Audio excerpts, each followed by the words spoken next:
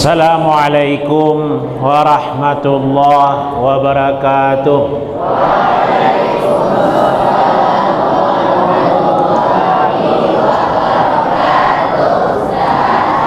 Alhamdulillahi rabbil alamin. Alhamdulillahillazi jama'ana fi masjid Nurul Hikmah Man Kota Baru Padang Panjang wa waffaqana littafaqquh fi dinihil matin. Asyhadu an la ilaha illallah wahdahu la syarikalah wa asyhadu anna Muhammadan abduhu wa rasuluh. Allahumma shalli ala Muhammad wa ala alihi wa ashabihi wa man tabi'ahum bi ihsanin ila yaumiddin, amma ba'd.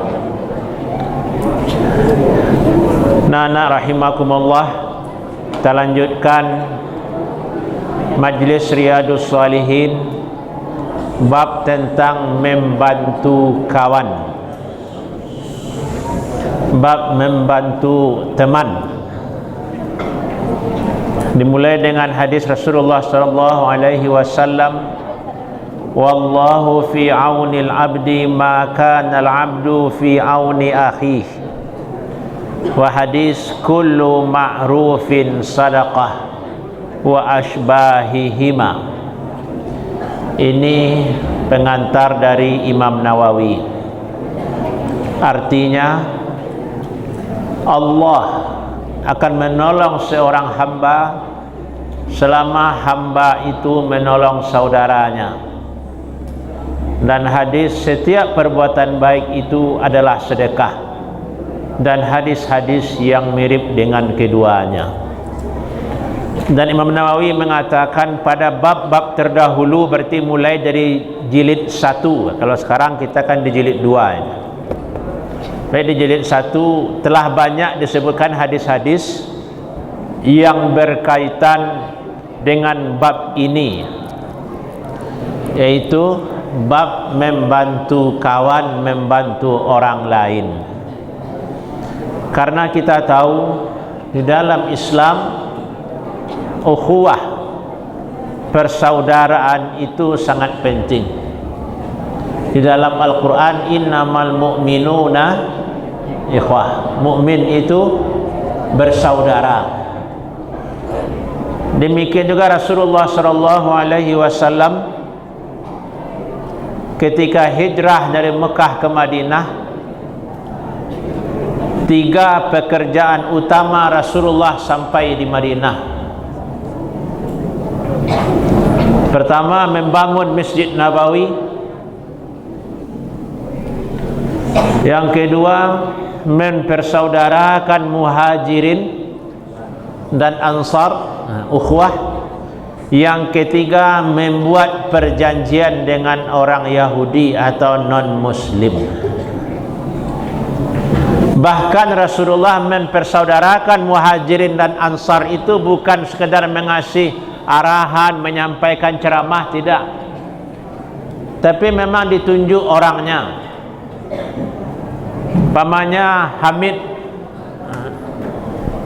dari Mekah, temanmu di Madinah adalah Mahmud, kata Rasulullah.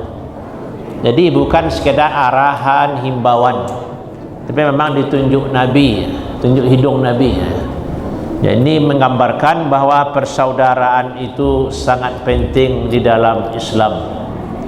Bahkan dalam hadis, mungkin tidak disebutkan di sini tapi sudah disebutkan dalam bab sebelumnya, la yu'minu ahadukum hatta hibba li akhihi ma yuhibbu li nafsihi. Tidak beriman, tidak sempurna iman seseorang sampai dia mencintai saudaranya seperti mencintai diri sendiri.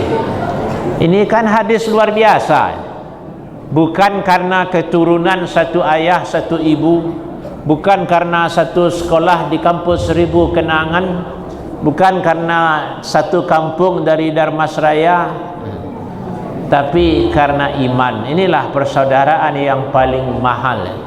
Bertemu karena akidah tauhid, karena kalimat la ilaha illallah. Masuk kita ke hadis yang pertama.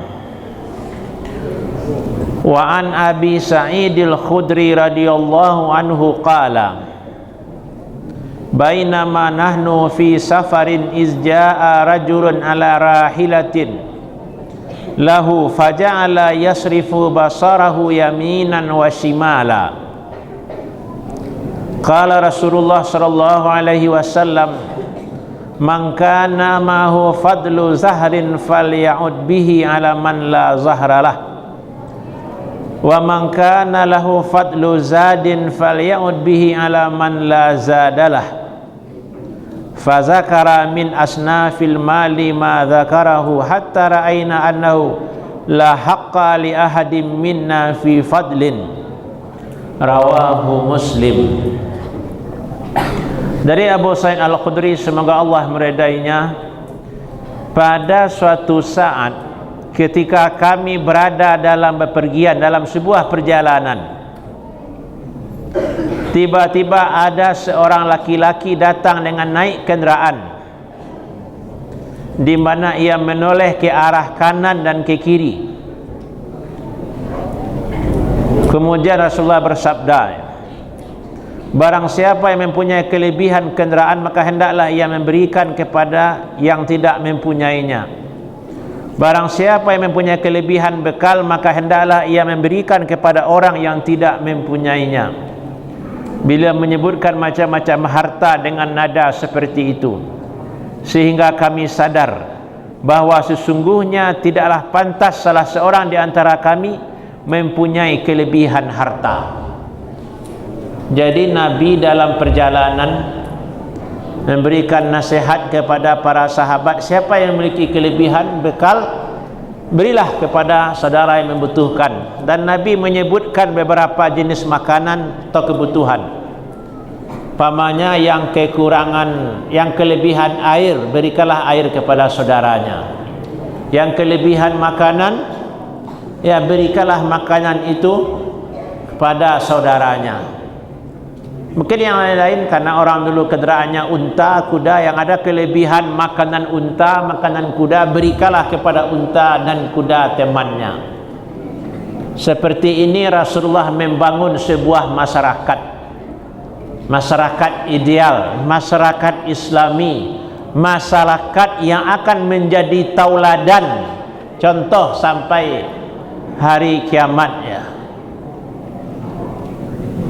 Itu orang yang dimuliakan oleh Allah dengan syariat Islam, bertemu dengan Nabi Muhammad SAW. Itulah para sahabat, dan di antara mereka adalah orang-orang yang dijamin masuk surga. Ini yang penting kita perhatikan. Jadi membantu teman, membantu orang lain sangat dianjurkan dalam agama.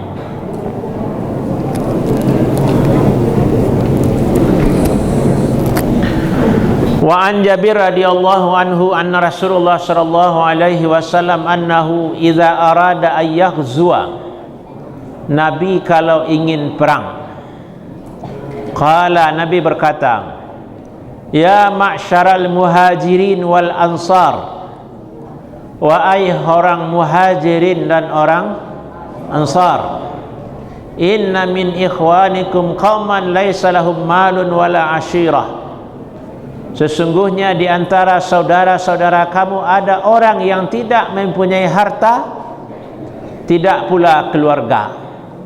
Falyadhumma ahadukum ilaihi rajulaini wassalasah, fama li ahadina min zahrin yahmilhu illa uqbata ahadihim. Qala fadamamtu ilayya isnaini aw salasatun wa mali illa uqbata ahadihim min jamali. Rawahu Abu Daud. Jadi ada orang yang tidak punya harta, ada yang tidak punya keluarga. Oleh karena itu, hendaklah salah seorang di antara kamu sekalian menggabungkan 2 atau 3 orang dengannya. Kemudian tidak ada salah seorang di antara kami melainkan ia bergantian kenderaan dengan orang yang digabungkannya. Jabir berkata, saya menggabungkan 2 atau 3 orang dengan saya, menggabungkan kesempatan untuk naik ontaku. Saya bagi rata antara saya dengan mereka. Jadi ada yang punya kenderaan, ada yang tidak. Jadi kadang mereka bergantian 3 orang. Ada yang naik kenderaan 2 orang, yang satu berjalan. Mungkin yang berjalan itu kemudian naik kuda, 2 orang yang berjalan ya. Kalau 2 orang mungkin unta itu kuat untuk membawanya. Jadi seperti itu antum bayangkan perjalanan pada para sahabat Rasulullah sallallahu alaihi wasallam, termasuk dalam peperangan. Kalau ini kan dalam peperangan ini.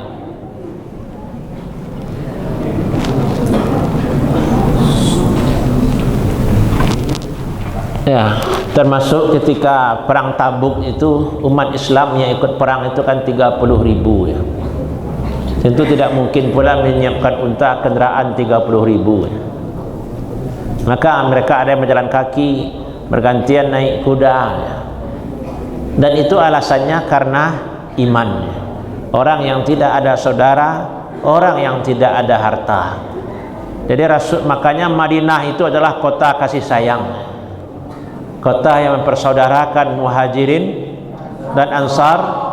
Dan kedatangan Rasulullah juga menyatukan masyarakat Madinah itu sendiri, yang terdiri dari 2 suku besar yang telah berabad-abad bermusuhan, yaitu suku Aus dan suku Khazraj. Maka antum di asrama ini pula yang antum harus bangun. Persaudaraan bukan karena satu alma mater, bukan karena satu kampung. Hendaknya antum saling bersatu, saling membantu di asrama, saling mengingatkan.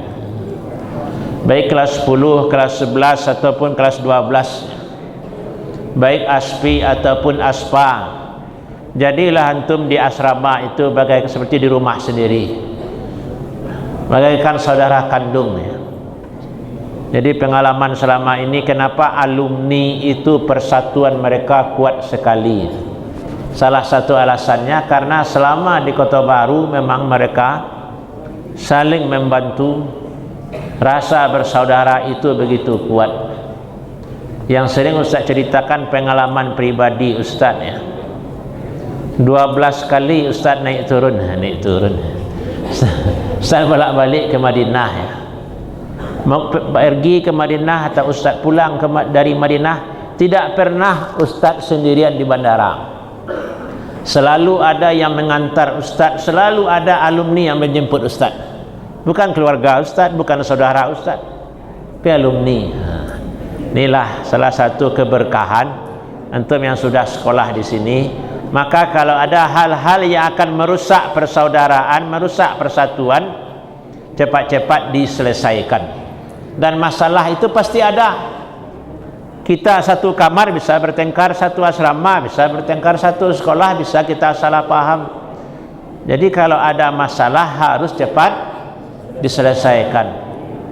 Dan agama bukan mentoleransi bahwa kita boleh tidak tegur sapa selama 3 hari.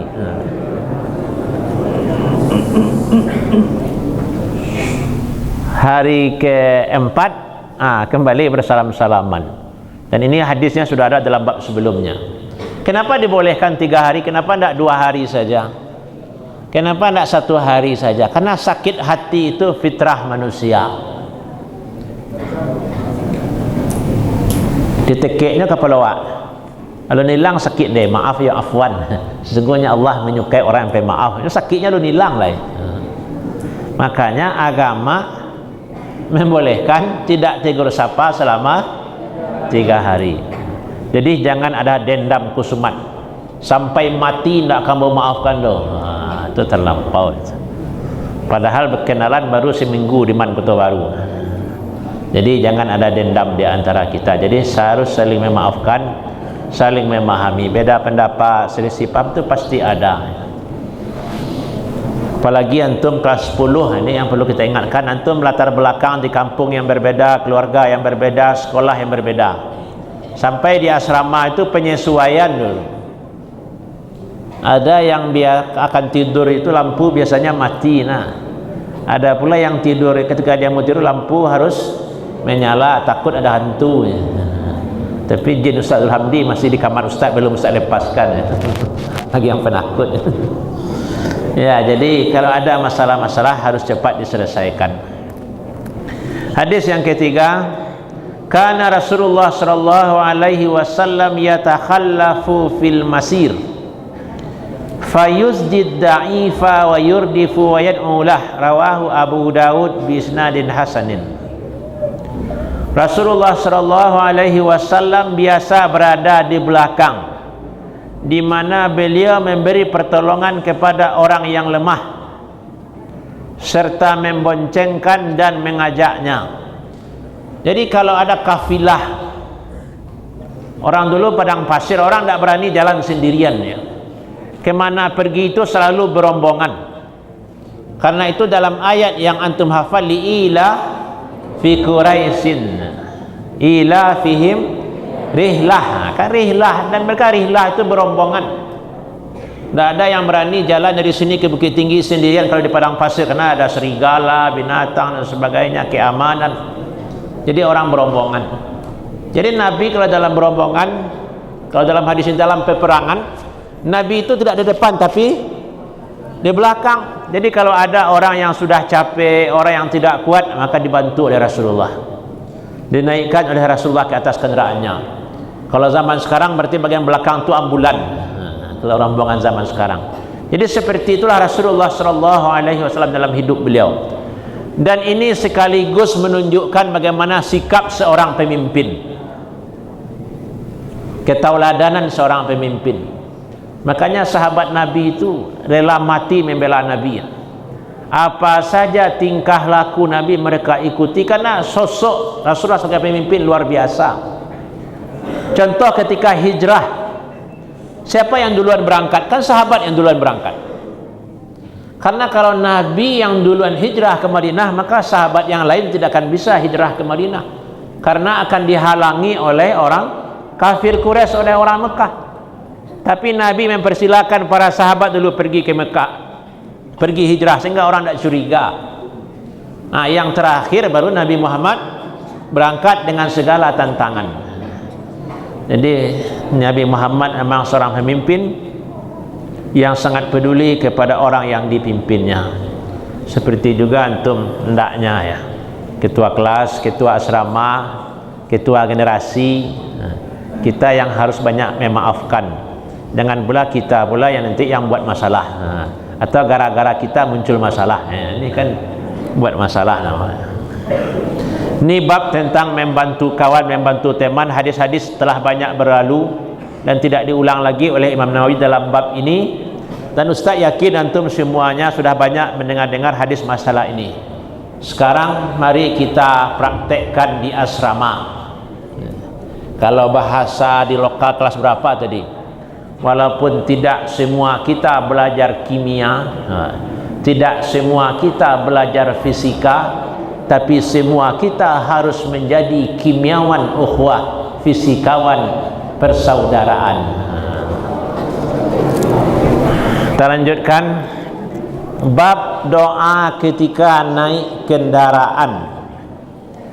Qala Allah Ta'ala, wa ja'ala lakum minal fulki wal an'ami ma tarkabun litastawu ala zuhurihi summa tazkuru ni'mata rabbikum idza stawaitum alaihi wa taqulu subhanallazi sakharna hadza wa ma kunna lahu muqrinin wa inna ila rabbina lamunqalibun. Ustaz kalau baca doa ini kembali nostalgia Ustaz waktu berangkat pulang balik ke Madinah. Karena kalau kita tujuannya ke Arab Saudi, apalagi pesawatnya Saudi Airlines, pesawat mewah itu, ketika akan take off ada yang membimbing membaca doa ini, subhanallazi sakhrana hadza wa ma kunna lahu muqrinin. Tapi kalau antum naik pesawat dari Padang ke Jakarta, tidak tahu Ustaz, ada yang membimbing baca doa ini enggak? Belum ada ya. Nah, kalau antum nanti jadi pramugari barangkali atau antum jadi pilotnya nanti si Buyuang ini. Jadi pilotnya pimpinlah orang baca doa ya. Doa dalam perjalanan. Apa artinya? Allah telah menjadikan untukmu kapal dan binatang ternak yang kamu kendarai supaya kamu duduk di atas punggungnya. Kemudian kamu ingat nikmat Tuhanmu apabila kamu telah duduk di atasnya, dan hendaklah kamu mengucapkan subhanallazi sakhrana hadza wa ma kunna lahu muqrinin. Maha suci Tuhan yang telah menundukkan semua ini bagi kami, padahal kami sebelumnya tidak mampu menguasainya, dan sesungguhnya kami akan kembali kepada Tuhan kami. Allah mengajari manusia bagaimana menjinakkan, mengajar unta untuk agar bisa ditunggangi, mengajar kuda, termasuk jawi, membajak sawah kan diajar itu. Dan itu dengan pertolongan Allah Subhanahu wa taala, sehingga kita bisa menundukkan binatang ya untuk membantu kehidupan manusia, untuk tunggangan dan untuk kebutuhan-kebutuhan lainnya. Apalagi di masa lampau sebelum ada kendaraannya.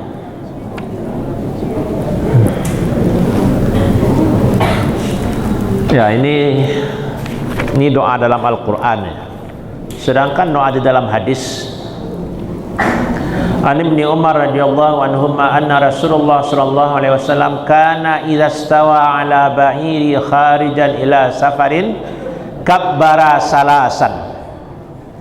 Ibnu Umar berkata, Rasulullah kalau telah berada di atas kendaraan akan bepergian, maka Nabi kabbara salasan, membaca takbir 3 kali, Allahu Akbar, Allahu Akbar, Allahu Akbar.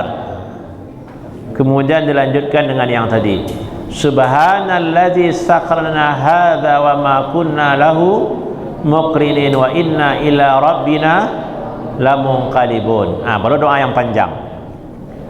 Allahumma inna nas'aluka fi safarina hadza albirra wat taqwa.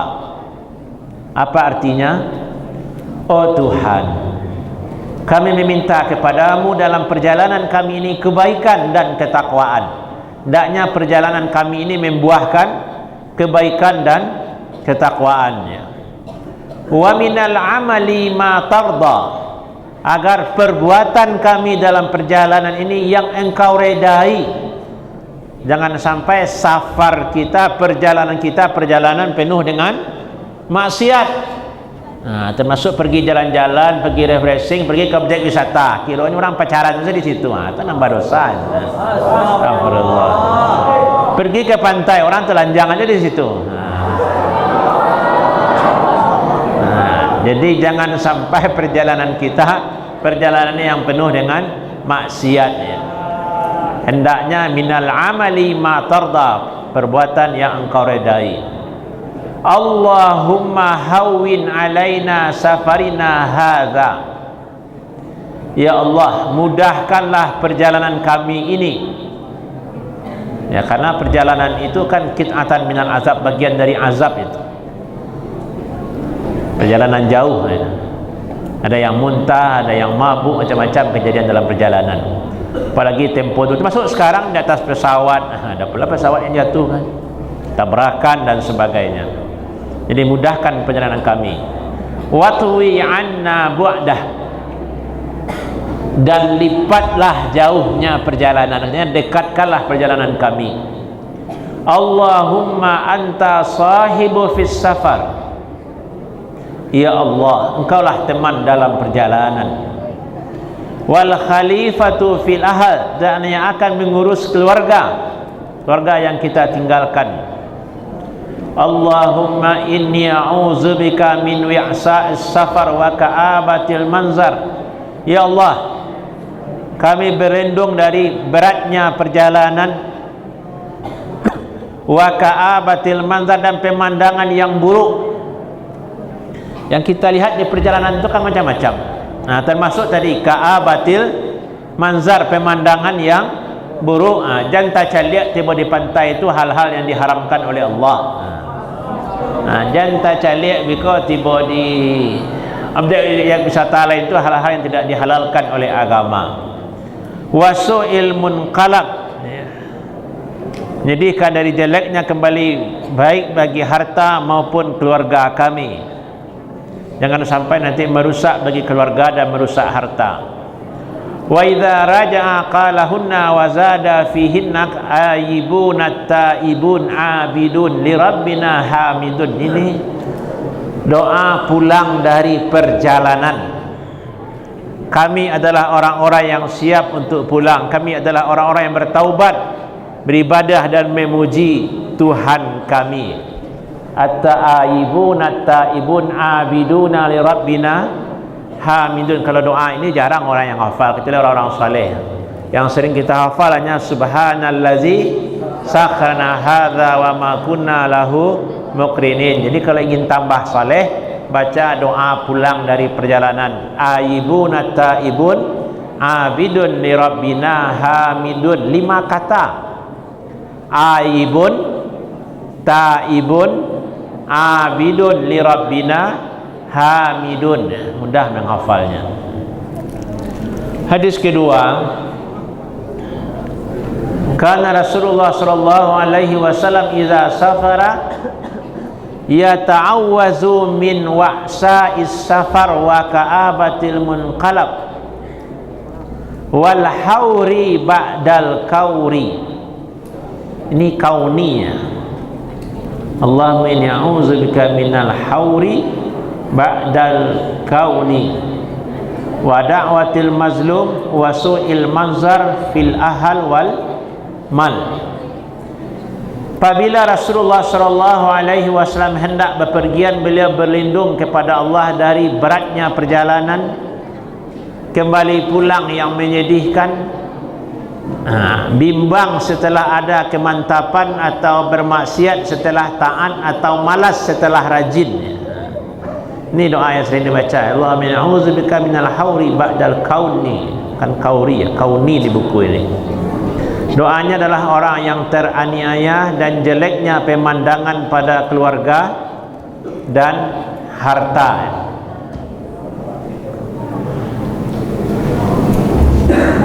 Hadirin rahimakumullah. Doa-doa Rasulullah itu sangat banyak. Doa akan makan, doa selesai makan, doa masuk WC, doa keluar WC, doa selesai berwudu, doa terbangun di malam hari, doa ketika bercermin. Apa doanya?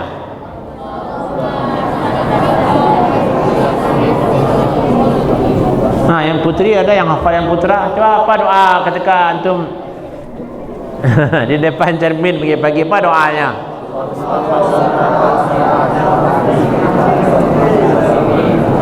Banyak yang tidak hafal. Bagusnya di kamar antum, di cermin itu ditulis ya, di print ditulis doa ketika bercermin. Bisa pula antum ajarkan nanti kepada orang lainnya. Karena kalau tidak kita biasakan, tidak ada usaha kita, jangan-jangan yang hafal itu doa makan saja.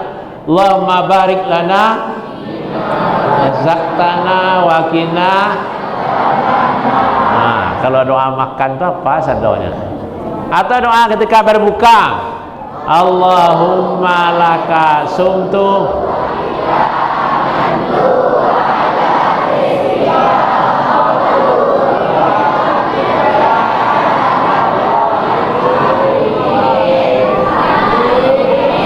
Doa masuk pasar.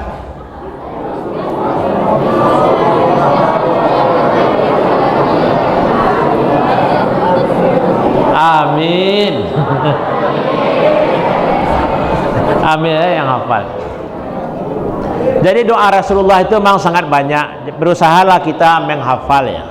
Walaupun tidak akan hafal semuanya, minimal doa-doa yang pokok itu kita hafal ya. Ini hadis yang panjang ini ya. Ya, silakan baca buku masing-masing. Kalau Ustaz bacakan panjang sekali, yang tidak punya buku rugi.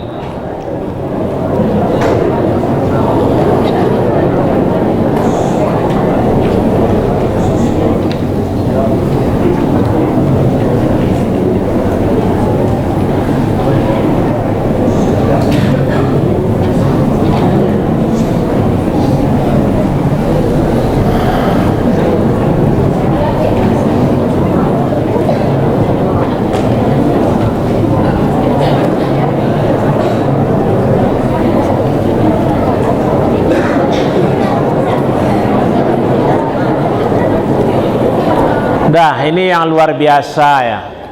Antum mungkin hafal ayat allazina yazkurullaha qiyaman wa ala junubihim, orang yang berzikir ketika duduk, ketika berdiri, ketika berbaring ya. Ini dipraktekkan oleh Rasulullah sallallahu alaihi wasallam. Rasulullah ketika meletakkan kakinya di atas pelana kendaraan itu, apa doa Nabi? Bismillah.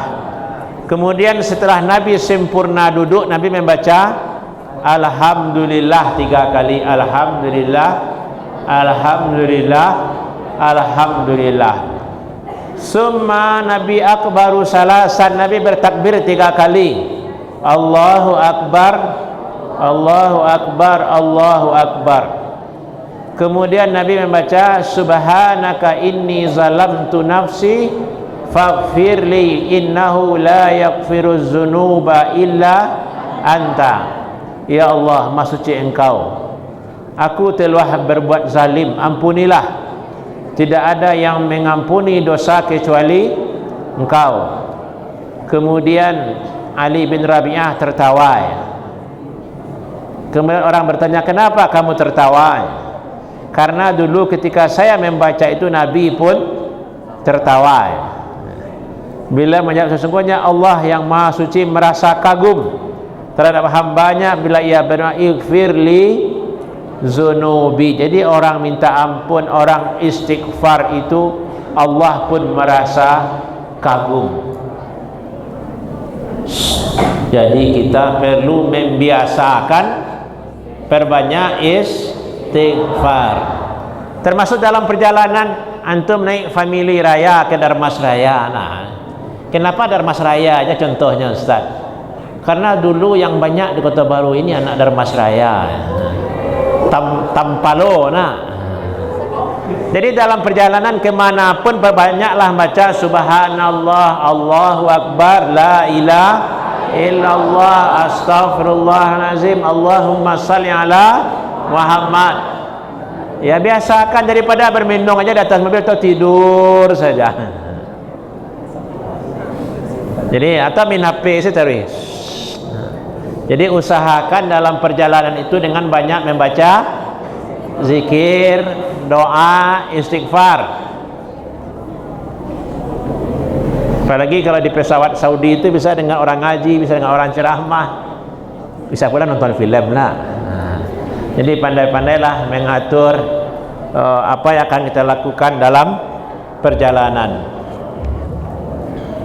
Ya, kita cukupkan sampai di sini. Jadi 2 bab. Pertama, membantu kawan. Jadi menolong kawan, membangunkan kawan itu semuanya adalah ibadah ya.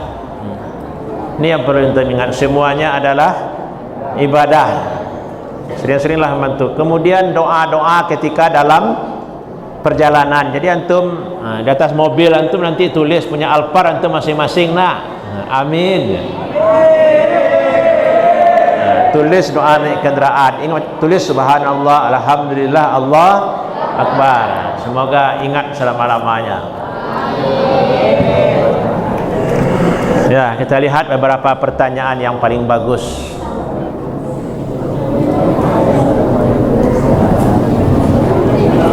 Ini pertanyaan yang bagus.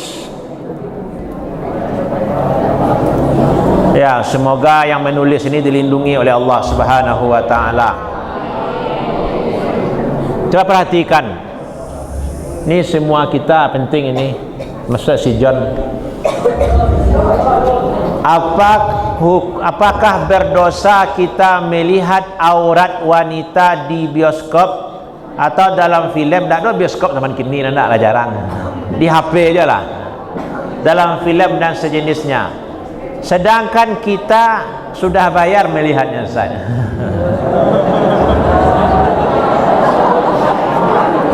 Rugi kalau tidak dilihat Ustaz. Astagfirullahaladzim. Amin. Nah, jadi melihat film dan sejenisnya, kalau mayoritas di situ isinya yang baik-baik, tapi ada yang tidak baik, tidak ada niat kita dari awal, dan itu terlihat, maka kita tidak berdosa. Pamannya antum pergi ke pasar, di pasar itu pakaian orang macam-macam, campur. Atau antum melihat film, meskipun film itu mungkin judulnya Islami, tapi wanitanya tidak pakai cadar, walaupun dia astagfirullah subhanallah, tapi dia nak bercadar cantik lagi, bibirnya merah menyala, merona. Inikah menggoda si John itu?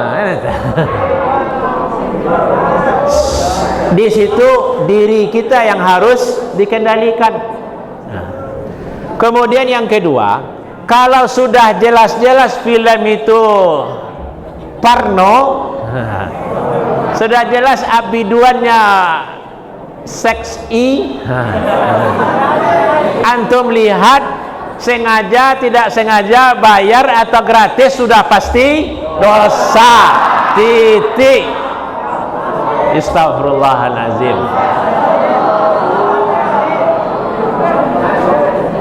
Dah, oi. Ini semuanya nih perlu ingat ya. Apa hadis Nabi? Ma taraktu mim ba'di fitnatan hiya adarru 'ala rijal minan nisa. Tidak ada ujian yang lebih berat bagi laki-laki daripada perempuan. Sumber fitnah. Makanya hati-hati. Apalagi media sosial, tak perlu pula Ustaz sampaikan, WA dan sebagainya, itu cikal bakal kehancuran. Hati-hati, pandai-pandai. Sekarang yang perempuan lagi, perempuan melihat perempuan lain yang buka aurat, melihat artis Korea-Korea, Jepang, Tiongkok. Apa hukumnya Ustaz? Sama. Kalau di situ bercampur kebaikan dan keburukan, ya hukumnya relatif, kembali pada pribadinya. Tapi kalau sudah jelas maksiat, perempuan bertelanjang, tidak nutup aurat, semuanya antum ikut melihatnya, sudah pasti hukumnya juga haram. Awak kan sama-sama manusia Ustaz. Hukum tidak berubah. Jadi jangan ada pula antum sampul bukunya, foto-foto di lemarinya artis-artis yang tidak menutup aurat. Coba bersihkan kamar 1 sampai kamar 700. Kamar-kamar di asrama, jangan ada pula lemari-lemari menyimpan foto-foto yang tidak bagus. Perempuan saja tidak boleh, apalagi ini Ustaz ingatkan. Mengidolakan orang yang tidak taat kepada Allah ya, atau idolaisasi, mendorong kita untuk melangkah di jalur yang sama. Orang kalau idolanya pemain sepak bola, panganannya mimpi bola setari, mimpi malam bola gol. Demikian pula orang mengidolakan para artis, cara pakaiannya, cara berbicaranya, pergaulannya juga akan terpengaruh. Maka cukuplah idola sejati kita Nabi Muhammad sallallahu alaihi wasallam, dan jangan berpaling pada yang lain.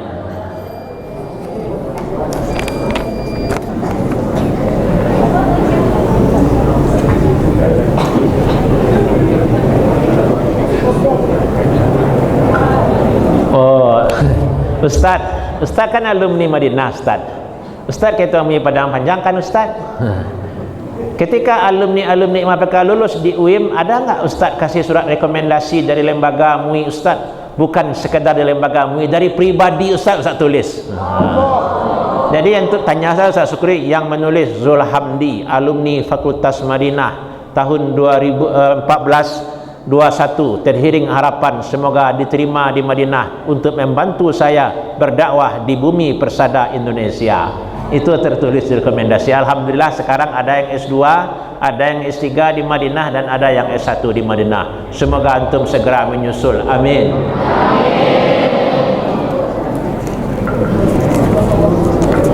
Nah, cuma yang ingat ini kelas 10 ya. Zaman sekarang yang penting itu kemampuan. Tapi ketika mendaftar itu yang penting itu adalah nilai. Nilai jangan kurang dari 85. Karena ke Saudi itu beasiswa sekarang banyak, tidak hanya Madinah, Mekah. Perguruan tinggi lain juga ada, yang perempuan juga terbuka, tapi nilai harus tinggi. Jadi kalau nilai 85 tidak diproses. Coba bayangkan, tidak akan diproses. Maka nilai antum kalau ada nilai yang rendah itu langsung temui guru bidang studi, perbaiki langsung. Karena ada kasus satu perguruan tinggi di Saudi ngasih beasiswa diisi satu pesantren, hampir satu pesantren. Karena pesantren itu gurunya baik-baik, dermawan seperti Ustaz Hamdi, nilai bagus-bagus semuanya. Jadi kemampuan dan nilai itu sama-sama diperlukan ya.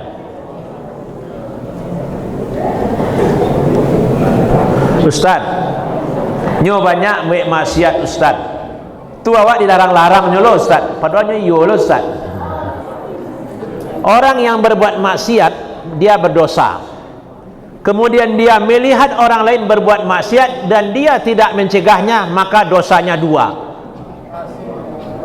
Maka di saat kita bermaksiat, orang lain jangan dibiarkan berbuat maksiat. Karena kalau kita biarkan, dosa kita bertambah. Dan boleh jadi dengan mencegah orang lain berbuat maksiat, jiwa kita merasa terdorong untuk meninggalkan maksiat itu. Awak guru, tu parangai awak tingkah laku awak ditahan-tahan seketik dek awak guru. Kan itu dorongan itu. Makanya kayak menolong orang lain, menolong diri ya. Kita nasihati orang lain, hakikatnya kita juga menasihati diri sendiri ya.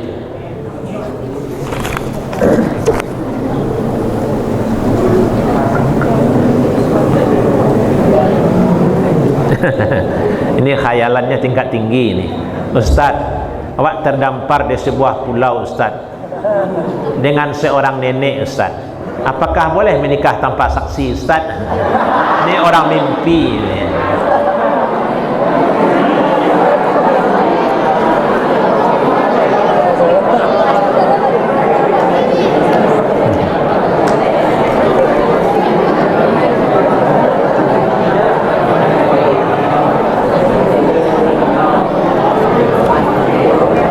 Ya antum jangan sering-sering menghayal.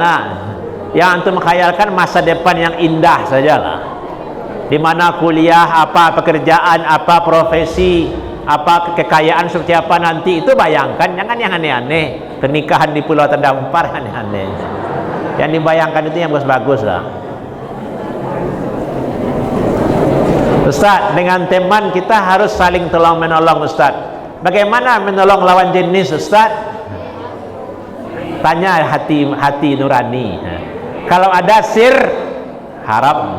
Tapi kalau sekedar menolong biasa-biasa saja, berarti tidak masalah. Maka hati-hati. Dan innallaha alimum bizatis, Allah mengetahui isi hati.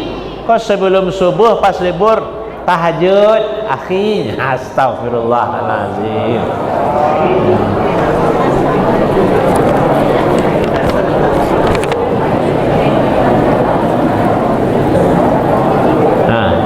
Ini fikih.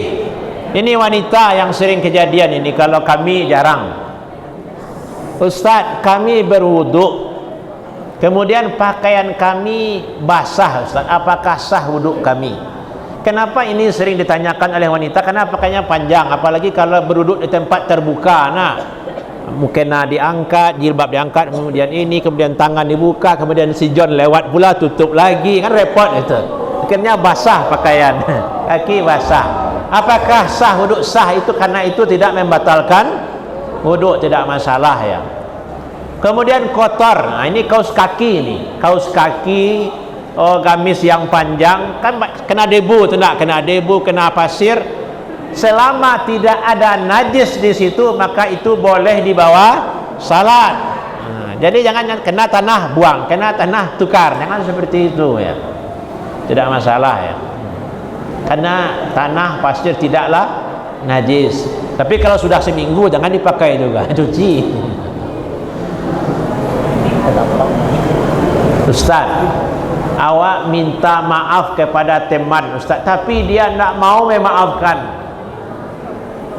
Tugas kita, kewajiban kita minta maaf. Tidak dia maafkan hari ini, mungkin 3 hari lagi dia maafkan.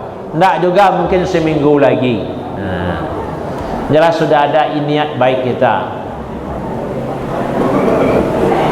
Ustaz, apa hukumnya mengambil kamus kakak kelas alumni yang telah tamat, Ustaz?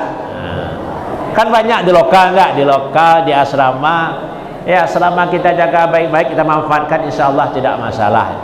Tapi kalau datang yang punya, kembalikan. Tapi jangan sengaja pula. Ini kelas 11, kan kakak kan biar tamat kok. Simpan saya kamusnya, simpan saya bukunya, itu tidak boleh.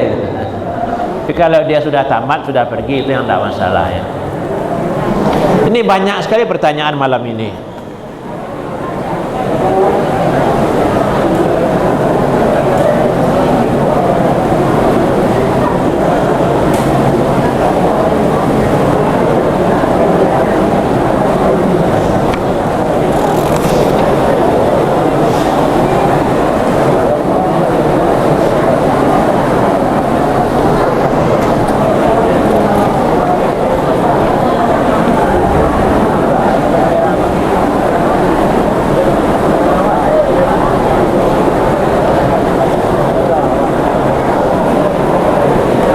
Gambarnya apa ini?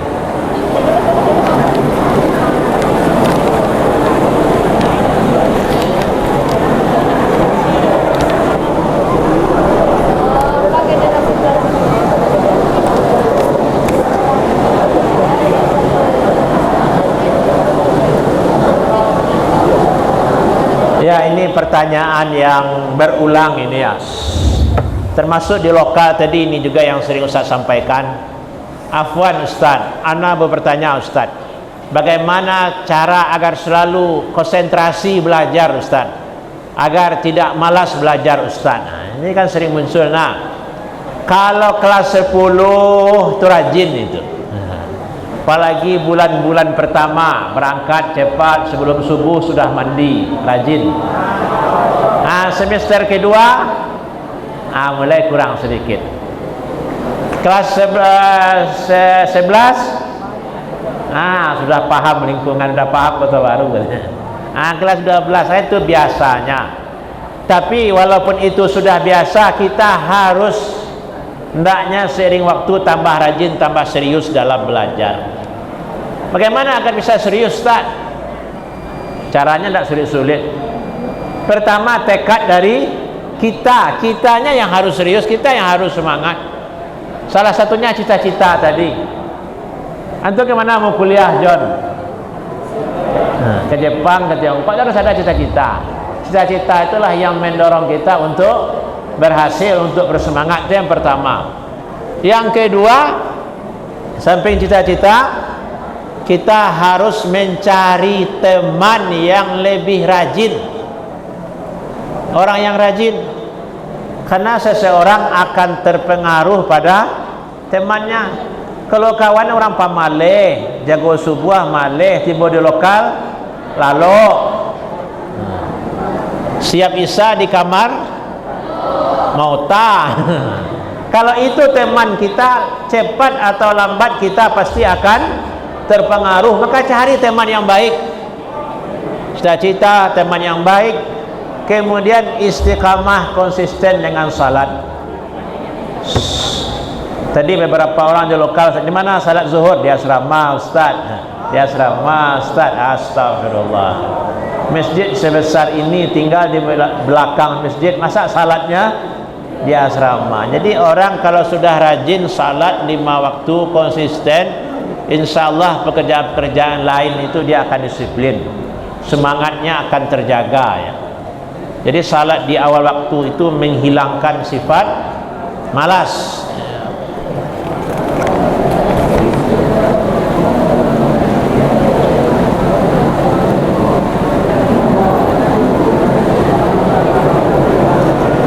Ya, ini tahajud. Ya, antum jangan sampai seminggu tidak pernah tahajud ya. John,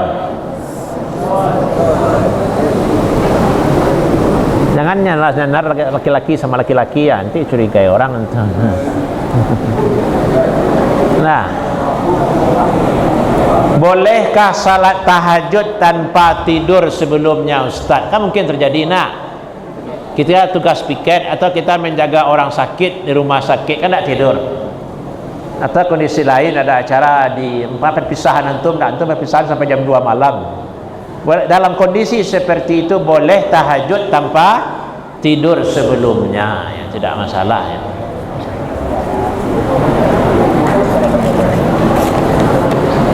Termasuk witir. Witir itu boleh bangun tidur, boleh pula sebelum tidur. Jadi dari setelah Isya sampai masuk waktu salat subuh itu adalah waktu untuk witir ya.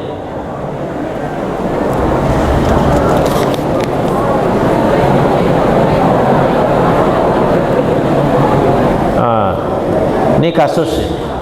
Ustaz, mau membayar hutang kepada teman yang sudah pindah, Ustaz. Kalau tidak bisa dihubungi, sedekah sajalah ke masjid ini. Nah, jika bisa dihubungi, tentu dihubungi teman itu. Yang jelas hutang itu wajib dibayar. Jangan dibawa mati hutang. Yang dibawa mati itu hutang budi.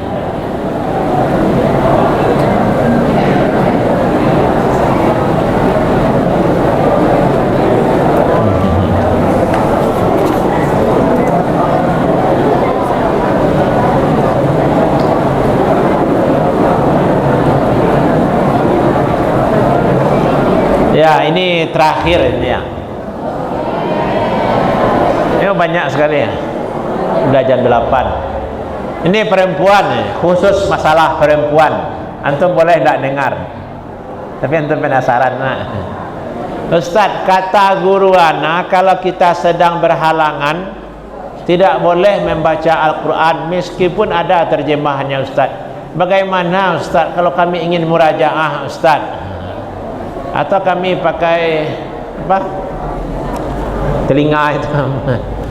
Alat bantu itu Ustaz. Jadi bagaimana solusinya Ustaz? Kalau ada keperluan seperti untuk murajaah, untuk belajar itu tidak masalah. Kan antum semuanya pakai Al-Quran terjemahan kan, hampir semua antum dilakukan pakai terjemahan. Tapi kalau sekadar baca-baca Quran saja, antum sedang berhalangan, datang bulan tidak usah. Kalau sekadar baca-baca Quran saja tidak usah. Tapi kalau ingin mengulang pelajaran, ingin murajaah, itu kan jelas tujuannya itu. Tapi kalau sekedar baca-baca Quran saja sebaiknya tidak usah ya. Ya, kita cukupkan sampai di sini. Ya, banyak yang tidak terjawab. Ya, moga-moga di pertemuan berikutnya bisa kita jawab. Ya, semoga Allah melipat gandakan orang yang menulis pertanyaan dan pertanyaannya belum sempat dijawab. Amin. Ya. Terakhir, ya semoga Allah memberkahi apa yang kita sampaikan, bisa kita amalkan, dan apa yang antum dengar bisa pula antum ajarkan kepada orang lain hendaknya nanti. Amin amin ya rabbal alamin. Billahi taufiq wal hidayah. Assalamualaikum warahmatullahi wabarakatuh.